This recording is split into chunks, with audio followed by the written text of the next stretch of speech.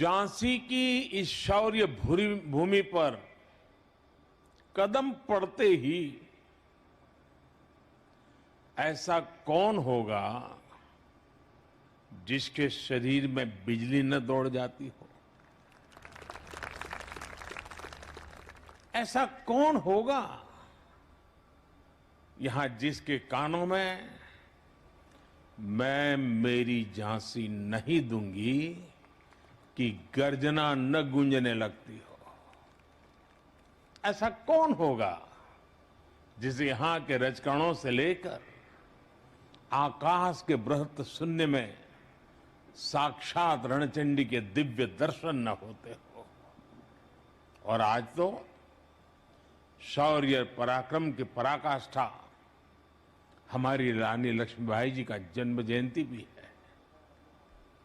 आज झांसी की ये धरती आजादी के भव्य अमृत महोत्सव की साक्षी बन रही है और आज इस धरती पर एक नया सशक्त और सामर्थ्यशाली भारत आकार ले रहा है। ऐसे में आज झांसी में आकर मैं कैसा महसूस कर रहा हूं, इसकी अभिव्यक्ति शब्दों में आसान नहीं है, लेकिन मैं देख सकता हूं राष्ट्रभक्ति का जो ज्वार मेरी झांसी का जो मनोभाव मेरे मन में उमड़ रहा है, वो बुंदेलखंड के जन जन की ऊर्जा है, उनकी प्रेरणा है। मैं इस जागरूक चेतना को महसूस भी कर रहा हूं और झांसी को बोलते हुए सुन भी रहा हूं। ये झांसी रानी लक्ष्मीबाई की ये धरती बोल रही है, मैं तीर्थ स्थली वीरों की, मैं क्रांतिकारियों की काशी, मैं तीर्थ स्थली वीरों की, मैं क्रांतिकारियों की काशी, मैं हूं झांसी, मैं हूं झांसी, मैं हूं झांसी, मैं हूं झांसी। मेरे ऊपर मां भारती का अनंत आशीर्वाद है कि क्रांतिकारियों के इस काशी झांसी का अथाह प्यार मुझे हमेशा मिला है।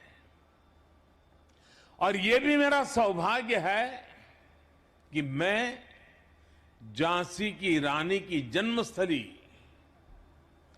काशी का प्रतिनिधित्व करता हूं। मुझे काशी की सेवा का अवसर मिला है, इसलिए इस धरती पर आकर मुझे एक विशेष कृतज्ञता की अनुभूति होती है, एक विशेष अपनापन लगता है। किसी कृतज्ञ भाव से मैं झांसी को नमन करता हूं, वीर वीरांगनाओं की धरती बुंदेलखंड को सर झुकाकर प्रणाम करता हूं। साथियों, आज गुरु नानक देव जी की जयंती कार्तिक पूर्णिमा के साथ साथ देव दीपावली भी है। मैं गुरु नानक देव जी को नमन करते हुए सभी देशवासियों के इन पर्व की हार्दिक शुभकामनाएं देता हूं। देव दीपावली पर काशी एक अद्भुत दैवीय प्रकाश में सजती है। हमारे शहीदों के लिए गंगा के घाटों पर दिए जलाते जाते हैं। पिछली बार मैं देव दीपावली पर काशी में ही था और आज राष्ट्र रक्षा समर्पण पर्व पर झांसी में हूं। मैं झांसी की धरती से अपनी काशी के लोगों को हार्दिक बधाई देता हूं। भाइयों बहनों, ये धरती रानी लक्ष्मीबाई की अभिन्न सहयोगी रही वीरांगना झलकारी बाई की वीरता और सैन्य कौशल की भी साक्षी रही है। मैं 1857 के स्वतंत्रता संग्राम की उस अमर वीरांगना के चरणों में भी आदरपूर्वक नमन करता हूं, अपनी श्रद्धांजलि अर्पित करता हूं। मैं नमन करता हूं इस धरती से भारतीय शौर्य और संस्कृति की अमर गाथाएं लिखने वाले चंदेलों बुंदेलों को, जिन्होंने भारत की वीरता का लोहा मनवाया। मैं नमन करता हूं बुंदेलखंड के गौरव उन वीर अहला उदल को, जो आज भी मातृभूमि की रक्षा के लिए त्याग और बलिदान के प्रतीक है। ऐसे कितने ही अमर सेनानी, महान क्रांतिकारी, युग नायक और युग नायिकाएं रही हैं, जिनका इस झांसी से विशेष रिश्ता रहा है, जिन्होंने यहां से प्रेरणा पाई है। मैं उन सभी महान विभूतियों को भी आदरपूर्वक श्रद्धांजलि देता हूं। रानी लक्ष्मीबाई की सेना में उनके साथ लड़ने वाले, बलिदान देने वाले आप सब लोगों के ही तो पूर्वज थे। इस धरती की आप सब संतानों के माध्यम से मैं उन बलिदानियों को भी नमन करता हूं, वंदन करता हूं। साथियों, आज मैं झांसी के एक और सपूत मेजर ध्यानचंद जी का भी स्मरण करना चाहूंगा, जिन्होंने भारत के खेल जगत को दुनिया में पहचान दी। अभी कुछ समय पहले ही हमारी सरकार ने देश के खेल रत्न अवार्ड्स को मेजर ध्यानचंद जी के नाम पर रखने की घोषणा की है। झांसी के बेटे का, झांसी का यह सम्मान हम सभी को गौरवान्वित करता है। साथियों, यहां आने से पहले मैं महोबा में था, जहां बुंदेलखंड की जल समस्या के समाधान के लिए पानी से जुड़ी योजनाओं और दूसरी विकास परियोजना के लोकार्पण और शिलान्यास का अवसर मुझे मिला। और अब झांसी में राष्ट्र रक्षा समर्पण पर्व का हिस्सा बन रहा हूं। ये पर्व आज झांसी से देश के रक्षा क्षेत्र में एक नया अध्याय शुरू कर रहा है। अभी यहां 400 करोड़ रुपए के भारत डायनेमिक लिमिटेड के एक नए प्लांट का शिलान्यास हुआ है। इससे यूपी डिफेंस कॉरिडोर के झांसी नोड को नई पहचान मिलेगी। झांसी में एंटी टैंक मिसाइल के लिए उपकरण बनेंगे, जिनसे सीमाओं पर हमारे जवानों को नई ताकत, नया विश्वास, और इसका परिणाम सीधा सीधा यही होगा कि देश की सीमाएं और ज्यादा सुरक्षित होगी।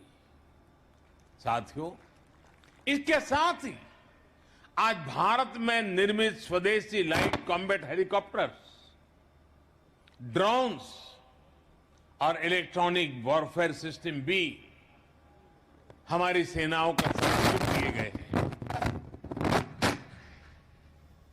ये ऐसा लाइट कॉम्बैट हेलीकॉप्टर है जो करीब 16,500 फीट की ऊंचाई पर उड़ सकता है। ये नए भारत की ताकत है, आत्मनिर्भर भारत की उपलब्धि है, जिसकी साक्षी हमारी ये वीर झांसी बन रही है।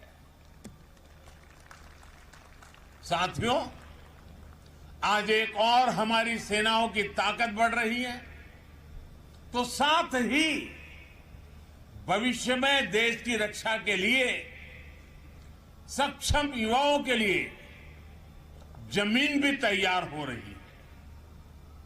ये 100 सैनिक स्कूल जिनकी शुरुआत होगी, ये आने वाले समय में देश का भविष्य ताकतवर हाथों में देने का काम करेंगे। हमारी सरकार ने सैनिक स्कूलों में बेटियों के एडमिशन की भी शुरुआत की है।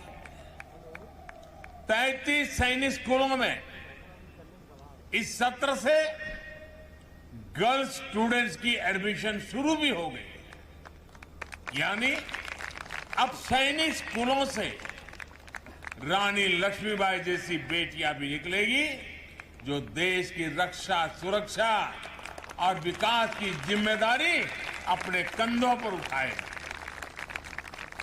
इन सब प्रयासों के साथ ही एनसीसी अलुमनाई एसोसिएशन और एनसीसी कैडेट्स के लिए national programme of simulation training ये राष्ट्र रक्षा समर्पण पर्व की भावना को साकार करेंगे।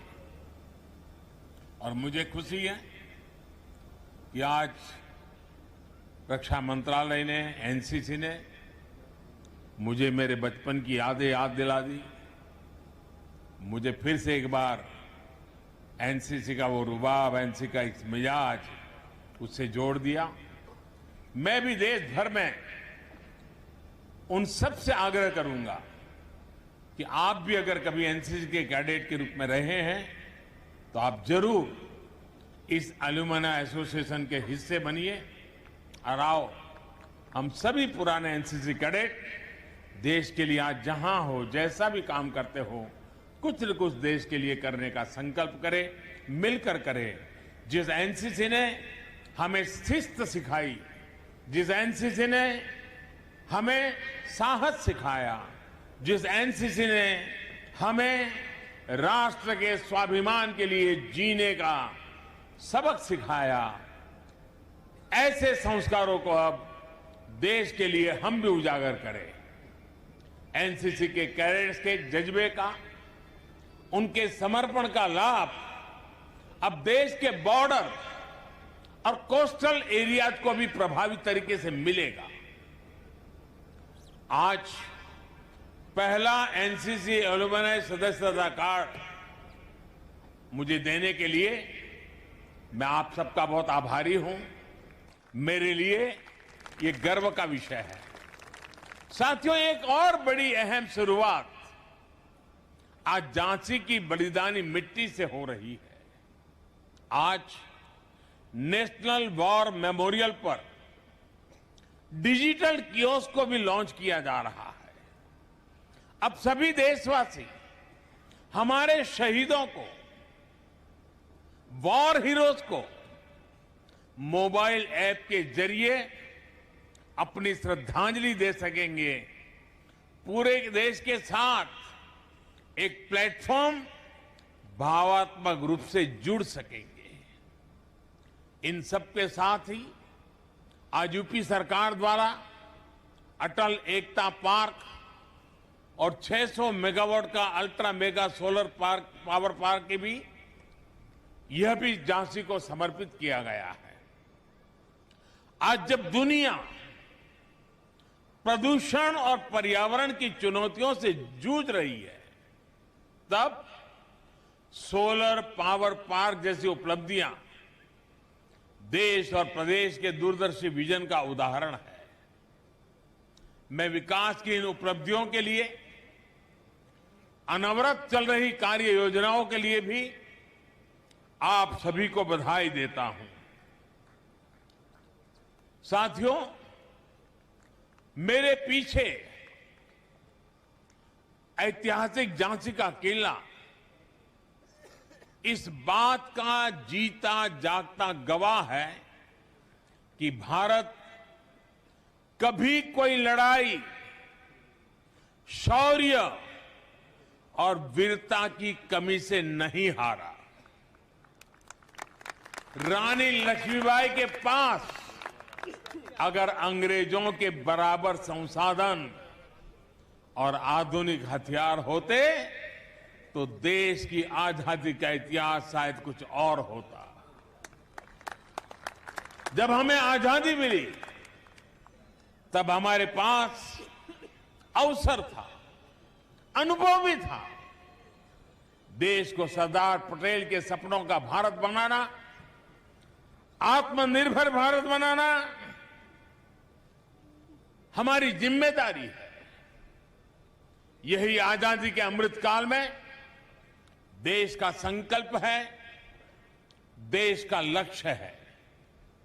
और बुंदेलखंड में यूपी डिफेंस इंडस्ट्रियल कॉरिडोर इस अभियान में सारथी की भूमिका निभाने जा रहा है।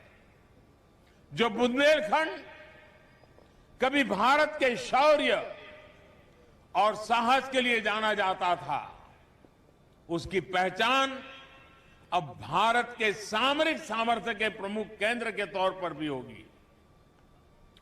बुंदेलखंड एक्सप्रेसवे इस क्षेत्र के विकास के लिए का एक्सप्रेस बनेगा, ये मेरे पर विश्वास कीजिए। आज यहां मिसाइल टेक्नोलॉजी से जुड़ी एक कंपनी का शिलान्यास हो रहा है। आने वाले समय में ऐसी कई और कंपनियां भी आएगी। साथियों, लंबे समय से भारत को दुनिया के सबसे बड़े हथियार और एक प्रकार से हमारी क्या पहचान बन गई? हमारी पहचान एक ही बन गई, हथियार खरीदार देश। हमारी गिनती उसी में रह रही थी। लेकिन आज देश का मंत्र है make in India, make for world. आज भारत अपनी सेनाओं को आत्मनिर्भर बनाने के लिए काम कर रहा है। हम देश के डिफेंस सेक्टर से देश के प्राइवेट सेक्टर के टैलेंट को भी जोड़ रहे हैं। नए स्टार्टअप्स को अभी क्षेत्र में भी अपना कमाल दिखाने का मौका मिल रहा है। और इन सब के यूपी डिफेंस कॉरिडोर का झांसी नोड बड़ी भूमिका निभाने जा रहा है। इसका मतलब है यहां के एमएसएमई इंडस्ट्री के लिए, छोटे उद्योगों के लिए नई संभावनाएं तैयार होगी। यहां के युवाओं को रोजगार के नए अवसर मिलेंगे। और इसका मतलब है जो क्षेत्र कुछ साल पहले तक गलत नीतियों के कारण पलायन से पीड़ित था, वो अब नई संभावनाओं के कारण निवेशकों के आकर्षण का केंद्र बनेगा। देश विदेश से लोग बुंदेलखंड आएंगे। बुंदेलखंड की जिस धरती को कभी कम बारिश और सूखे की वजह से बंजर माने जाने लगा था, वहां आज प्रगति के बीज अंकुरित हो रहे हैं। साथियों, देश ने यह भी तय किया है कि रक्षा बजट से जो हथियार उपकरणों की खरीदी होगी, उसमें बड़ा हिस्सा मेक इन इंडिया उपकरणों पर ही खर्च होगा। रक्षा मंत्रालय ने 200 से ज्यादा ऐसे उपकरणों की लिस्ट भी जारी की है जो अब देश में ही से ही खरीदे जाएंगे, बाहर से ला ही नहीं सकते हो। उन्हें विदेश से खरीदने पर पाबंदी लगा दी गई है। साथियों, हमारे आदर्श रानी लक्ष्मीबाई, जलकारी बाई, अवंतीबाई, उदा देवी जैसी अनेक वीरांगनाएं हैं। हमारे आदर्श लौह पुरुष सरदार पटेल, चंद्रशेखर आजाद, भगत सिंह जैसी महान आत्माएं हैं। इसलिए आज अमृत महोत्सव में हमें एक साथ आना है, एक साथ आकर देश की एकता अखंडता के लिए, हम सबकी एकता के लिए संकल्प लेना है। हमें विकास और प्रगति के लिए संकल्प लेना है। जैसे अमृत महोत्सव में आज रानी लक्ष्मीबाई को देश इतने भव्य तरीके से याद कर रहा है, ऐसे ही बुंदेलखंड के अनेक बेटे और बेटियां हैं। मैं यहां के युवाओं से आह्वान करूंगा, अमृत महोत्सव में इन बलिदानियों के इतिहास को, इस धरती के प्रताप को देश और दुनिया के सामने लाइए। मुझे पूरा विश्वास है कि हम सिर्फ मिलकर इस अमर वीर भूमि को उसका गौरव लौटाएंगे। और मुझे खुशी है कि संसद में मेरे साथी भाई अनुराग जी लगातार ऐसे विषयों पर कुछ न कुछ करते रहते हैं। मैं देख रहा हूं कि इस राष्ट्र रक्षा, इस साप्ताहिक पर्व को जिस प्रकार से उन्होंने स्थानीय लोगों को सक्रिय किया, सरकार और लोग मिलकर के कैसा अद्भुत काम कर सकते हैं, वो हमारे सांसद और उनके पूरे सभी साथियों ने दिखा दिया है। मैं उनको भी बहुत बहुत बधाई देता हूं। इस भव्य समारोह को सफल बनाने के लिए आदरणीय राजनाथ जी की नेतृत्व में पूरी टीम ने जिस कल्पकता के साथ इस स्थान का चयन करना, डिफेंस कॉरिडोर के लिए उत्तर प्रदेश राष्ट्र रक्षा के लिए अनेक विध आयुधों को तैयार करने की भूमि बने, इसके लिए आज का ये इवेंट बहुत लंबे कालखंड तक प्रभाव पैदा करने वाला है। इसलिए राजनाथ जी और उनकी पूरी टीम अनेक अभिनंदन के अधिकारी है। योगी जी ने भी उत्तर प्रदेश के विकास को एक नई ताकत दी है, नई गति दी है। लेकिन डिफेंस कॉरिडोर और बुंदेलखंड की इस धरती को शौर्य और सामर्थ्य के लिए फिर एक बार राष्ट्र रक्षा की उपजाऊ भूमि के लिए तैयार करना, मैं समझता हूं ये एक बहुत बड़ा दूरदृष्टि काम है। मैं उनको भी बधाई देता हूं। साथियों, आज के इस पवित्र त्योहारों के पल पर आप सबको अनेक शुभकामनाएं देता हूं। आप सबका बहुत बहुत धन्यवाद।